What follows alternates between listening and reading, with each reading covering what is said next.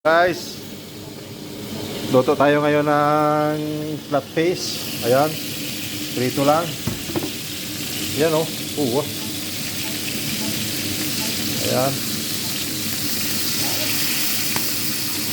Ayan guys, baliktarin na natin to.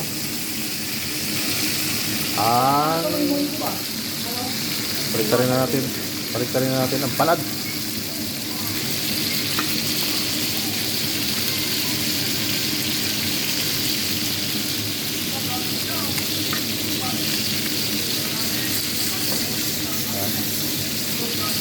Sedikit pa.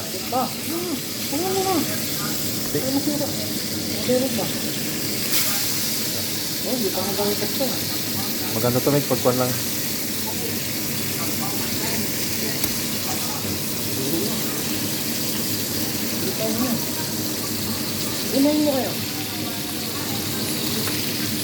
Yan siya guys. Ayan. Sakad na to? Parang hina. Ayan o. Kaya nga. Mahinaan natin.